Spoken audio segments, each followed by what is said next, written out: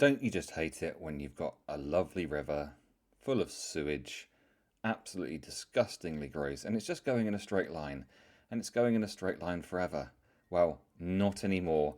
Thank goodness for corner pieces. Hi there and welcome to Good Enough Scenery, and in today's video I'm going to be showing you how I made these glorious corner sewer river tiles bit for this modular board which I've created for 40k in Necromunda.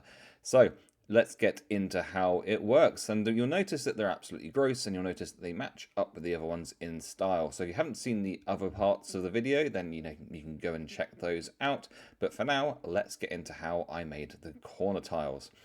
So I started by taking some 20mm XPS foam. I'll put a link in the description as to where I get this. Normally I get it from Amazon, so I'll put a link to exactly the stuff I buy. And I cut this into 14cm strips. And we've been using a few of these for this. So I cut, I think I cut 2 full lengths, and then one of them I made 14cm square. And then another strip I made 30cm long. In fact, I made 2 of them that were 30cm long. So for this piece you need 14cm square and 2 which are 30 by 14 if you're following my exact thing. Now using my hot wire cutter here, I changed the angle to a preset angle that I've used for the other river pieces, and I cut the ends off, like one off the smaller piece, and then I put that through with its angle pointing towards the hot wire cutter to create this kind of 45-degree corner type thingamy. I don't know what to call it, but I think it ends up looking pretty cool, even though it's just a couple of angles cut off a square piece, because yeah, it ends up looking like that. So that's and I keep those pieces because they can be useful.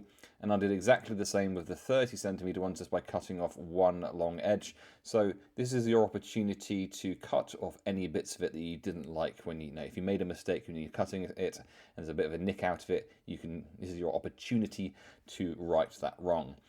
Now from here, it was a case of taking the bigger pieces and making them sure that they meet. And the way that we do this is by making a 45-degree angle. So I made sure that I matched it up perfectly, put a little notch in where it met up, and then drew a line directly to the corner like that and cut through, creating this beautiful 45-degree angle.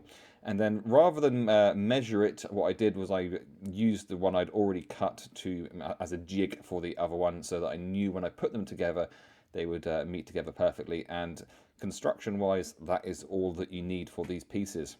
Now in terms of making it look pretty, well, or rather gross should I say, starting by making the foam look more like concrete. Now if you've seen the other videos, you know how I do this. So I begin by taking a wire brush and pulling it firmly across the surface in one direction like that. I do this across the sides, and I do this across the top, and it ends up looking all scuffed up and kind of liney like that. From there I take a rolled up ball of aluminium foil, and it creates this rocky, concretey, uneven surface that I think makes it look like concrete. Now to make it match up properly with the other tiles, I then drew these lines at every 10 centimeters, and then drew a line where the slope begins. And then using a biro, you can just add in some extra cracks here and stuff like that. Or you can also do what I did here, was take a rolling pin out, smack it to make a little dent, and then kind of roll it out with the aluminium foil just to create some unevenness and some brokenness to the surface. And it ends up looking like that. Next up, we had to stick it down, so I'm using instant nails for this. Now the reason I'm using instant nails rather than a hot glue gun is because you want to make sure that this is nice and accurately stuck down. And instant nails, despite the name, isn't actually instant. It gives you a firm stick pretty quickly, but it gives you some wiggle room, whereas a hot glue gun doesn't do that. And what we want is our accurately cut board and our accurately cut pieces of foam to match up perfectly. So I use instant nails to make sure that I can put it down and then so jiggle it around millimeter by millimeter until it's in the right position. Once that was set, I took some browny creamy paint and did a base coat. Now I'm literally covering, I'm not trying to leave anything out. I'm trying to get down into every little detail with this kind of base color. And you'll see in a second that once this is dry, almost all of the color gets sapped out of it by the black foam. But before it was dry, I took some black paint and just painted down the center of this sewery bit just to give the illusion of depth. So this is it dry. And this is me chucking on some light grey paint just to kind of just scuff it up. And then what I do is I randomly just drip on some black. I don't want too much of this because it could be quite dominant, so I use the brush to kind of dot it around a bit. And then all I'm doing, and this bit isn't sped up, believe it or not, this is just me scuffing the paint in random directions so that I get different levels of black, grey, white, all kind of mixing together to make a kind of very random, uneven looking concretey surface, or that's the idea at least. So it ends up looking like that. Then once it was dried, it was a case of dry brushing it. So putting some white paint on a brush and getting most of the excess off, and then hitting it at a kind of perpendicular angle, and you can see it begins to bring up all of the details, and that's what it ended up looking like here. Next up was to put the dams on so we could do a resin pour. Now I've got some acetate sheet which I've cut into a strip which is wide enough to cover the end, and then I'm using what's known as UV resin, which is a clear resin which sets when it has a UV light put on it, so it can be daylight, but you can also, and I recommend that you use a UV torch, which you can pick up just about £4 or £5 from Amazon. I'll put a link in the description for the UV resin and the torch, so if you can get them if you want them. Once that was in place, just put some on the inside as well, just to be extra sure that it was absolutely sealed, because I've had resin leak underneath the tiles before, and I don't want it to happen. This next section is all about making the river look gross. So you can see all the different tiles, the road ones, the corner ones, the straight ones, and I was chucking in random bits of gross flock. I've made some small rocks out of some leftover foam and stuck them down with a glue gun. But everything else, these are little bits of stick, there's flock, there's, there'll be some sand and grainy, gravelly bits in a minute as well. But I'm just chucking it in. I'm not sticking it down in any way. I'm just chucking random bits down into it just to make it look like it's a sewer that's had bits fall into it over the years and hasn't been cleaned or cleared or anything, and it's just abandoned, shall we say. And I think it ended up looking pretty good.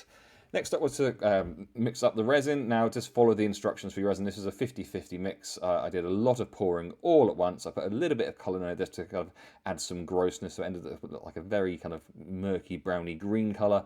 And in terms of the pour, just want to be happy that your dams are secure, and then just tip it in.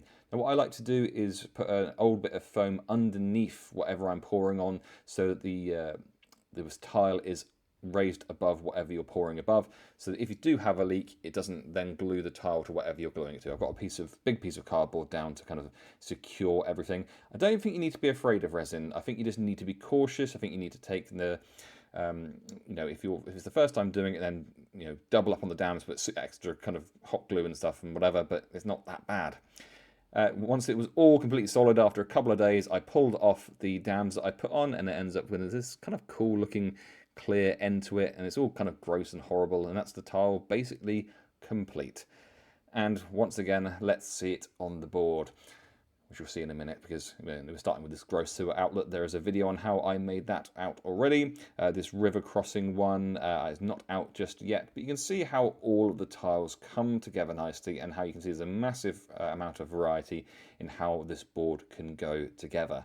So if you've enjoyed this, then please let me know by liking the video, by subscribing to the channel if you haven't already, hit the notification bell if you haven't already, so you know when the next parts of the video are up, and leave me comments. Let me know what you like about it, what you don't like about it, what you think I've done wrong, what you think I've done right, or anything else you'd like to see on the channel. Anyway, hope you've enjoyed this. My name's Chris from Good Enough Scenery, and I'll be back with another part of this video very soon.